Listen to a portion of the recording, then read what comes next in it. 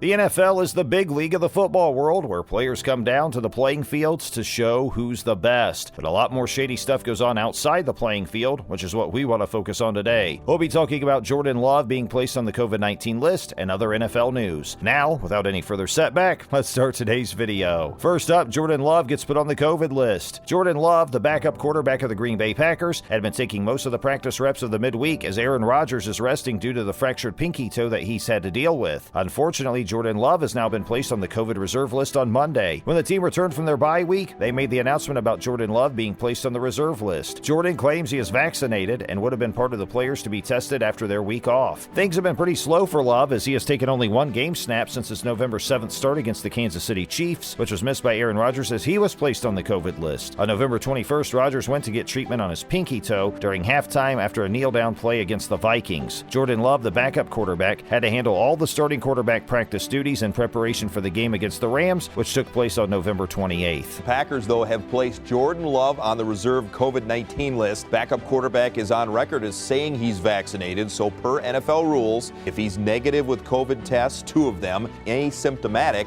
he could return as soon as Saturday. Next, we look into Aaron Rodgers' injury. Aaron Rodgers decided that he wouldn't need surgery for his pinky toe, and the coach, Matt LaFleur, couldn't make any comments on Rodgers if he could make up time for preparation and practice for the upcoming game against the Chicago Bears. The coach said that he is 100% sure that Rodgers is doing everything he can to be at the top of his recovery. It is a process, and we'll have to see where he is at the end of the week and if he can participate in the practice runs or not. If he can't, it doesn't matter because he'll still be at his best during the game. The only quarterback that the Packers have left is Kurt Binkert, who was also on the practice squad. He was also a part of the COVID reserve list, but got out on November 15th. That it's worse than a turf toe, and it must be a bone issue. I can't believe I have to, again, come on here and talk about my medical information, but yeah, I have a fractured toe. I've never heard of COVID toe before. I have no lesions on my feet. Next, Ravens quarterback sprains ankle. The Ravens quarterback Lamar Johnson sprained his ankle and had to be escorted via a cart. He left the playing field because of an incident and couldn't return. A Browns defender impacted his lower body, and that caused some minor complications that he brushed off during the second quarter, but things got serious as the injury became more obvious to him, and he had to be escorted out before halftime. He was forced to watch from the sidelines as the Browns scored more points, and the Ravens finally lost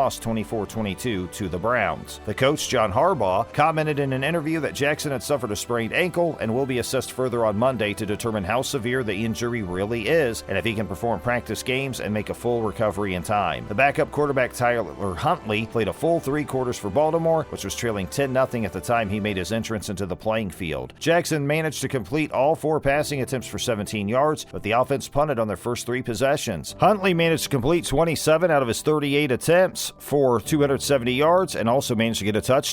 19 unanswered points were scored by the Ravens, but after they had fallen behind by 24-3 in the second quarter, their comeback came up just a little short. This really meant progress for Baltimore as they hadn't managed to top their 20 points since the 9th week. Although Jackson has been struggling these days, he still remains one of the more impactful players that the league has seen in recent history as the team was put into winning positions on a weekly basis. He ended in week 14 with double the rushing yards as his teammates. He's got that sprained ankle that he suffered against the Cleveland Browns. He's missed 2 games with the ankle. He was technically limited, but he did practice. Football in space. Michael Strahan, the retired NFL star, is one of the 6 crew members that will go to space as part of the Blue Origin space program, which is scheduled to blast off on Saturday, December 13th, 2021. During last week's Thursday night pregame show, Strahan was joined by Jeff Bezos, the richest billionaire in the world, and owner of the aerospace program Blue Origin at the Blue Origin Center in Van Horn, Texas. During the segment, the billionaire presented Strahan with a special football that will go into space with him and will be placed in the Football Hall of Fame as he returns to Earth. He told Michael he's got something for him and presented a football. He said that we couldn't send him into space without a football of all things. Jeff Bezos added that he's very excited that Michael is going to space. He told Strahan that he's going to see the Earth from up there. He's going to see how fragile it is, and he's going to see the darkness and emptiness of space. It is an experience that has changed a lot of people, and it's certainly going to change Michael as well. Jeff further added that he can't wait to talk to him and find out what changes in Michael after his journey into space. He joked and said that even if I fumble, the ball is going to float, and that's not going to be a problem. Strahan proceeded to add the clip to Twitter and thanked Jeff Bezos as the two will together create history with the first football that has been to space and back. This is just one of the things that the Good Morning America anchor will be taking to space with him. He'll also be taking some sentimental items along with him as well, like the 12 shell casings from the 12-gun salute performed at Father Gene's funeral, a lucky $2 bill, and his Super Bowl ring. Joining Strahan will be fellow guest Laura Shepard, the eldest daughter of Alan Shepard, who was the first person to fly into space. So much preparation went into this morning's historic launch. You can see Jeff Bezos realize the dream he's had since a child. The smile on his faces, as well as the smiles on the other crew members when they got out of that capsule, was priceless. Up next, Denver Broncos receiver's death. In a sad string of events, the former wide receiver for the Denver Broncos, Demaryius Thomas, has been declared dead at the age of 33. Tom Brady, Russell Wilson, and Peyton Manning commented on the situation and shared memories of their fellow teammate after he died in his home in Atlanta, Georgia. Roswell Police Department Public Information Director Tim Lupo informed the press and public that the NFL athlete died due to health complications and was found in his home on Thursday evening. The officer stated that preliminary investigations have revealed that he has died from medical complications, but we don't have any information that may indicate otherwise as of now. While the police did not state how exactly he died, Thomas's cousin LaTanya Bonsignor informed the Associated Press that it's likely that he died of a seizure before they were notified by the police at around 9 p.m. The family member stated that it was shocking to hear of his death because they had a conversation on the phone and he seemed to be fine. They didn't know when he died. She stated that he had been suffering from seizures for over a year, and that might be the likely reason for his death. He might have had a seizure while he was having a shower. A friend tried to get into the home but couldn't. Due to his pre-existing condition, the driver had been given a spare key in the event that an accident might occur. The friend walked in and found him lying down in the shower. Former Denver Broncos great wide receiver Demaryius Thomas has died.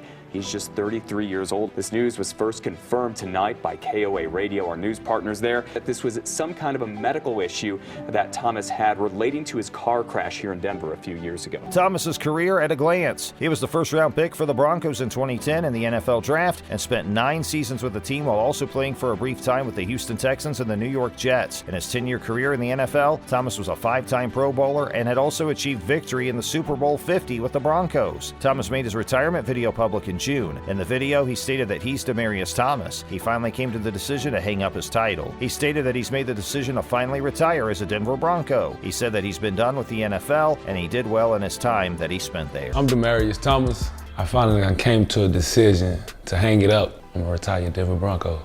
I'm honored, I'm grateful, I'm appreciative.